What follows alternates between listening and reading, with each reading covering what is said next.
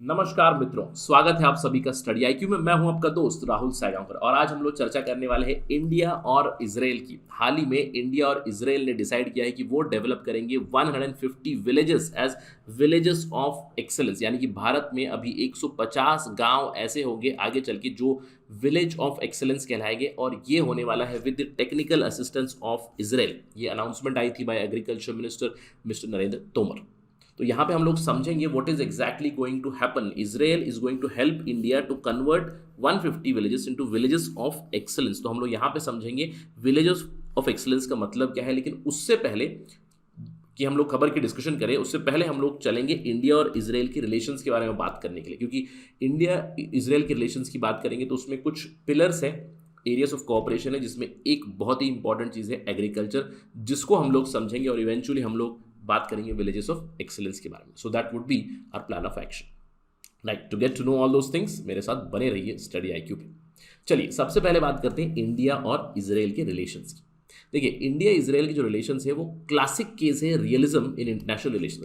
Realism का मतलब क्या है कि समय के अनुसार आप अपनी पॉलिसी बदलोगे, काफ़ी प्रैक्टिकल और प्रैग्मेटिक अपनी पॉलिसीज बनाओगे और आपको जो डिटर्मिनेंट रहेगा आपकी फॉरेन पॉलिसी का वो रहेगा नेशनल इंटरेस्ट। और दोनों तरफ से, इंडिया की तरफ से भी इसराइल की तरफ से, नेशनल इंटरेस्ट ही है जो गाइडिंग फोर्स है। और पिछले कुछ सालों में, मैं कहूँगा पिछले 2 दशकों से ऑलरेडी इंडिया और इसराइल की जो पॉलिसीज है, जो फॉरेन पॉलिसी एक दूसरे की तरफ है, जो रिलेशंस है वो काफ़ी गहरे होते हुए जा रहे हैं।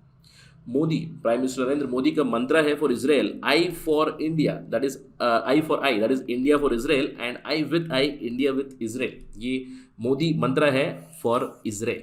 तो चलिए समझते हैं कि हमारी जो रिलेशन है इसराइल के साथ वो पहले से ही इतनी गहरी है क्या।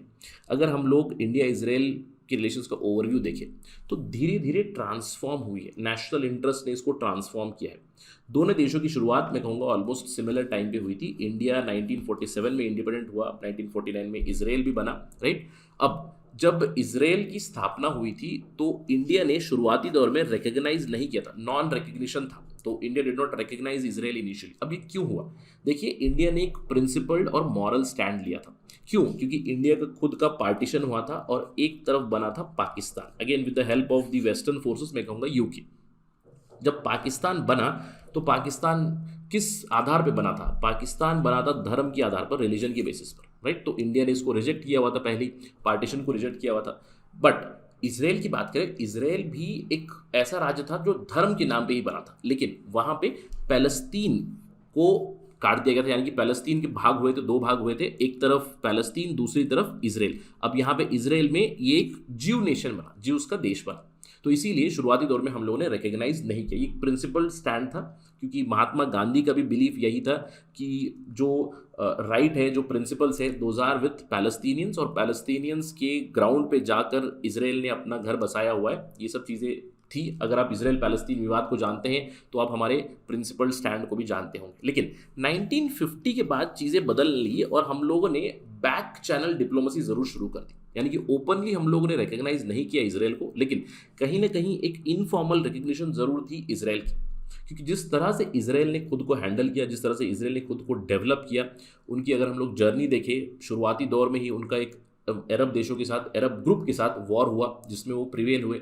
1967 में फिर से वॉर हुआ, उसमें भी वो लोग प्रिवेल हुए। फिर धीरे धीरे उन्होंने अपने रिलेशंस नॉर्मलाइज किए अरब देशों के साथ, और अभी हम लोगों ने देखा कुछ सालों से Abraham accords, normalization of Arab nations relations with Israel हो रहे हैं।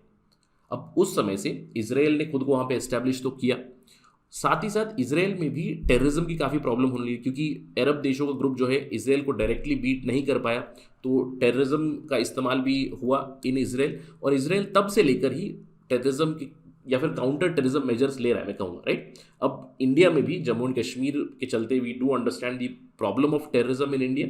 अब इसका भी एक बहुत इंपॉर्टेंट पिलर है। इंडिया और इसराइल का जो कोऑपरेशन का बेसिस है, काउंटर टेररिज्म भी एक इंपॉर्टेंट फैक्टर है, क्योंकि इसराइल की जो एजेंसी है, जो खुफिया एजेंसी है उनकी, Mossad, right, Mossad is considered as one of the premier agencies in the world, right, more stronger and I say more powerful than CIA also, right. तो यहाँ पे भी हमारा काफ़ी कोलैबोरेशन चलता है।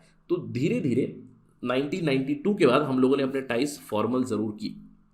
अब 1991 में वी डू अंडरस्टैंड यूएसएसआर का डिसइंटीग्रेशन हुआ, हम लोगों ने एलपीजी रिफॉर्म्स लाए, तो उसके बाद हमारी पॉलिसीज़ भी बदली है।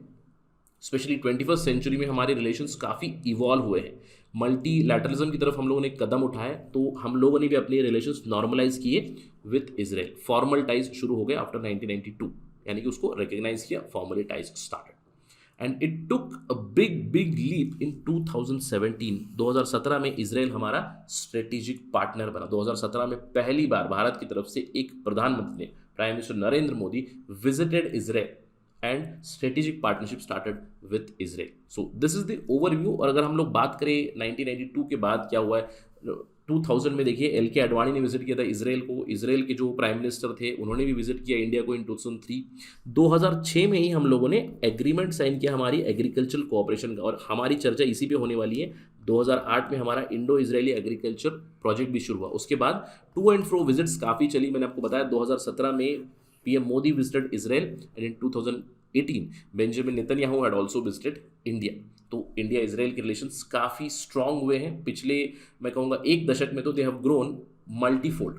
अब इस ग्रोथ का कारण क्या है? कुछ पिलर्स हैं हमारी कोऑपरेशन के।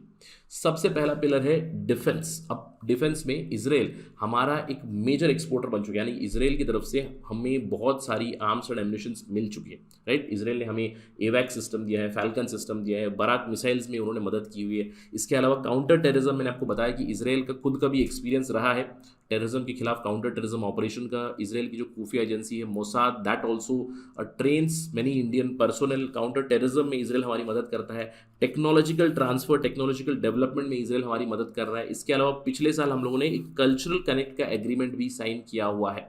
तो 5 मेन पिलर्स, उसमें से एक बहुत ही इंपॉर्टेंट पिलर है एग्रीकल्चर।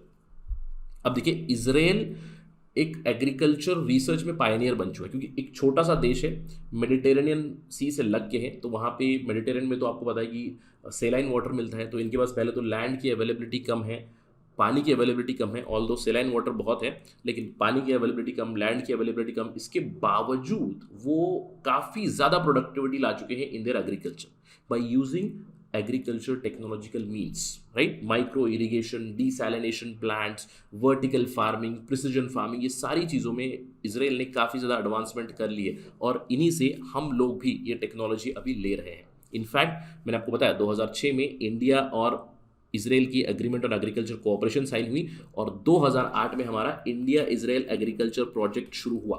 अब इसी को हम लोगों ने कंटिन्यूसली डेवलप किया है। 2008 द प्रोजेक्ट स्टार्टेड। शुरुआती दौर में एक 3 साल का एक्शन प्लान बनाया गया, जहां पे फोकस एरियाज थे हरियाणा और महाराष्ट्र। धीरे धीरे से हम लोगों ने इसको एक्सपैंड भी किया हुआ है, ऑलराइट। तो इंडिया की तरफ से मिनिस्ट्री ऑफ एग्रीकल्चर और इजराइल की तरफ से माशाव, प्लीज को याद रखें, MASHAV, Israel's agency for international development cooperation, जो उनकी मिनिस्ट्री ऑफ फॉरेन अफेयर्स के अंडर आती है। माशाव हमारा पार्टनर है यहाँ पे एग्रीकल्चर में। India and Mashav they work together in the Indo Israeli agriculture project. अब यहाँ पे हुआ क्या, देखिए 2008 में ये शुरू हुआ।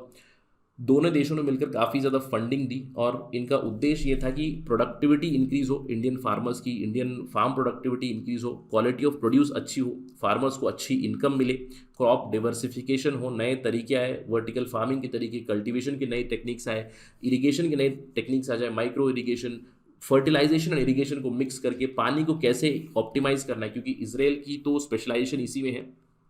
पानी उनके पास काफ़ी कम है, उसके बावजूद उनकी एग्रीकल्चर प्रोडक्टिविटी बहुत ज़्यादा है। इसका मतलब वाटर एफिशिएंसी वो लोग अचीव कर चुके हैं, हाई वाटर एफिशिएंसी। वही हम लोग भी सीख रहे हैं इन हॉर्टिकल्चर एंड इन एग्रीकल्चर। अब 2008 से 2021 तक हम लोगों ने अभी इजराइल की मदद से 29 सेंटर्स ऑफ एक्सलेंस बनाए रखे हैं, जो इंडिया में ऑपरेट कर रहे हैं with the Israeli technological expertise. अब ये कैसे हुआ, धीरे धीरे से हम लोगों ने फर्स्ट एक्शन प्लान में, जो पहले 3 साल के लिए था 2008 से 2010, वहाँ पे इजराइल ने मदद की हरियाणा और महाराष्ट्र स्टेट्स की for productivity enhancement.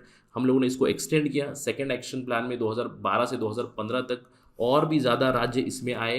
Haryana Maharashtra के अलावा गुजरात, पंजाब, कर्नाटका, तमिलनाडु, बिहार, उत्तर प्रदेश, तेलंगाना, बहुत सारे नए राज्य यहाँ पे आए। थर्ड एक्शन प्लान में it was extended to Andhra Pradesh and Mizoram also.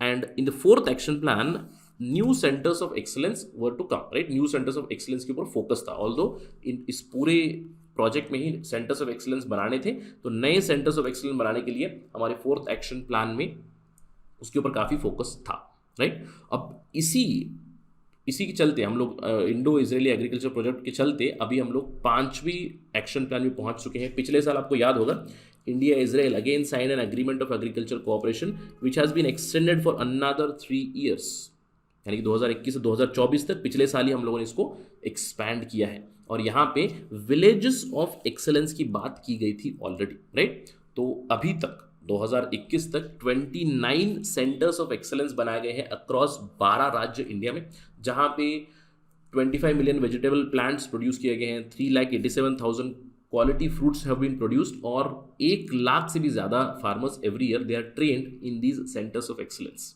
और अभी हम लोग विलेजेस ऑफ एक्सेलेंस की तरफ हेड कर रहे हैं। तो यहाँ पे प्राइम फोकस क्या है, कौन से विलेजेस बनेंगे विलेजेस ऑफ एक्सेलेंस? इंडिया और इजराइल मिलकर उस विलेज में एग्रीकल्चर इंफ्रास्ट्रक्चर को मॉडर्नाइज करेंगे, फार्मर्स की कैपेसिटी बिल्डिंग करेंगे और मार्केट लिंकेजेस में मदद करेंगे। तो 3 इंपॉर्टेंट एस्पेक्ट्स हैं for becoming villages of excellence: modernizing the infrastructure, capacity building, and then market linkages are to be improved in those villages. और अभी जो खबर आई है, let's go back to the news. अभी खबर ये है कि 150 गांव जो 12 राज्यों से वहाँ से सेलेक्ट किए जाएंगे और उन्हें विलेजेस ऑफ एक्सेलेंस बनाया जाएगा with collaboration from of Israel. तो पहले साल में now in 2022 first year 75 villages will be taken up, क्योंकि ये आज़ादी का अमृत महोत्सव चल रहा है, 75 ईयर्स ऑफ इंडिपेंडेंस। उसके चलते पहले 75 गांव और उसके बाद में फिर से 75 गांव, टोटल मिलाकर 150 विलेजेस ऑफ एक्सेलेंस बनाए जाएंगे अगले 2 सालों में। इसके अलावा इजराइल ने अभी अपनी इंटरेस्ट भी जताई है कि वो इंडिया के साथ और भी ज़्यादा कोलैबोरेशन करे। इंडिया की जो ICR है, Indian council for agricultural research, उनके साथ कोलैबोरेशन करे ताकि लेटेस्ट टेक्नोलॉजीज को इंडिया में इनकॉर्पोरेट कर सके। Israel has expressed their interest. तो आने वाले समय में हम लोग इस चीज़ के ऊपर भी नज़र रखेंगे। अगर कोई डेवलपमेंट आएगी तो will talk about that as soon as possible. तो आने वाले 2 सालों में 150 विलेजेस ऑफ एक्सेलेंस बनने वाले हैं in the 12 state selected states. So if any update comes on this also, we'll talk about that as soon as possible. अगर कोई केस स्टडी आएगी किसी विलेज से, we'll talk about that. But till that time, that is it from my side. Thank you for watching this video. जय हिंद.